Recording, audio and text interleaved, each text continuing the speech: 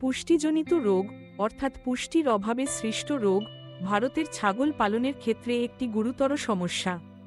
এ ধরনের রোগ ছাগলের বৃদ্ধির হার কমিয়ে দেয়, রোগ প্রতিরোধ ক্ষমতা দুর্বল করে এবং উৎপাদনশীলতাও হ্রাস করে। ছাগলদের সুস্থ ও উৎপাদনশীল রাখতে হলে পুষ্টির সঠিক যোগান নিশ্চিত করা অত্যন্ত গুরুত্বপূর্ণ। ছাগলের পুষ্টি সংক্রান্ত প্রয়োজনীয়তা বুঝতে হবে। প্রথমে, ছাগলরা সাধারণত ঘাস, লতা পাতা, শাকসবজি এবং কিছু শস্য জাতীয় খাদ্য গ্রহণ করে। তবে স্থানীয় খাদ্য উপকরণে অনেক সময় প্রয়োজনীয় ভিটামিন, মিনারেল এবং প্রোটিনের ঘাটতি থাকতে পারে। ফলস্বরূপ ছাগলরা যেমন calcium, phosphorus, iron, zinc, copper, sodium, magnesium, selenium ইত্যাদির অভাবে ভুগতে পারে, তেমনি ভিটামিন এ, ডি, ই ও বি কমপ্লেক্সের ঘাটতি দেখা দিতে পারে। এসব উপাদানের অভাবে ছাগলের বৃদ্ধি বাধাপ্রাপ্ত হয়, হাড় দুর্বল হয়, চামড়ার সমস্যা দেখা দেয়, রোগ প্রতিরোধ ক্ষমতা কমে যায় এবং কখনো কখনো মৃত্যুও হতে পারে। ছাগলকে পুষ্টিজনিত রোগ থেকে রক্ষা করার জন্য প্রথম পদক্ষেপ হল তাদের খাদ্য তালিকা বৈচিত্র্যময় ও সুষম করা। সাধারণ ঘাস বা খড়ের পাশাপাশি ছাগলকে বিভিন্ন ধরনের শাকসবজি, ডাল, শস্য, তেলবীজের খৈল এবং প্রয়োজন অনুযায়ী মিনারেল ও ভিটামিন মিশ্রণ, লিকুইড বা ব্লক আকারে সরবরাহ করা উচিত। বাজারে ছাগলের জন্য বিশেষ মিনারেল মিক্স পাওয়া যায়, যা নিয়মিত খাদ্যের সাথে মিশিয়ে দেওয়া যেতে পারে। ছাগলদের পর্যাপ্ত পরিমাণে পরিষ্কার পানি সরবরাহ করা জরুরি, কারণ পানির অভাবে খাবারের হজম ও পুষ্টি গ্রহণের কার্যকারিতা কমে যায়। পাশাপাশি ছাগলদের খামারে পর্যাপ্ত ছায়া, বিশ্রামের জায়গা এবং নিয়মিত পরিষ্কার পরিচ্ছন্নতা বজায় রাখতে হবে। অপরিষ্কার বা অপর্যাপ্ত পরিবেশ ছাগলের মধ্যে সংক্রমণ ও রোগের ঝুঁকি বাড়িয়ে দেয়।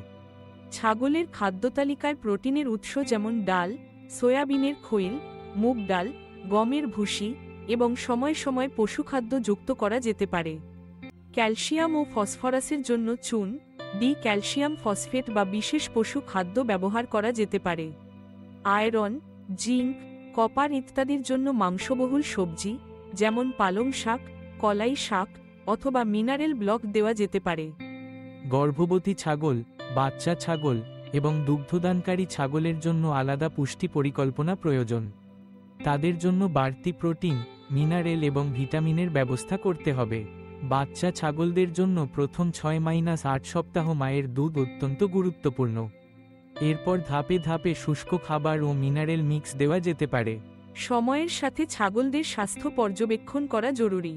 তাদের শরীরের ওজন, লোমের অবস্থা, ক্ষুধা, হাঁটার স্বাভাবিকতা এবং দুধ উৎপাদন লক্ষ্য করা উচিত।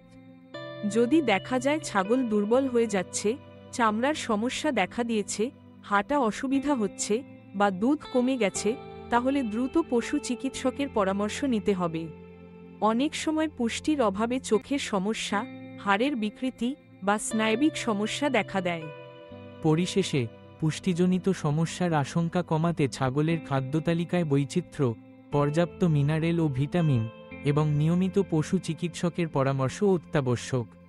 ছাগল পালনে প্রযুক্তিগত অগ্রগতি ও স্থানীয় উপকরণের সদ্ব্যবহার, যেমন আজওয়া, ঘাস চাষ এবং স্থানীয় শাকসবজি, পুষ্টির ঘাটতি দূর করতে সহায়ক হতে পারে।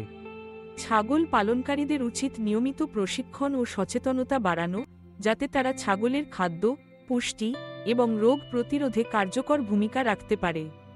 সঠিক পুষ্টি নিশ্চিত হলে ছাগল সুস্থ থাকবে, উৎপাদনশীলতা বাড়বে এবং ভারতের ছাগল পালনের অর্থনীতি আরও শক্তিশালী হবে।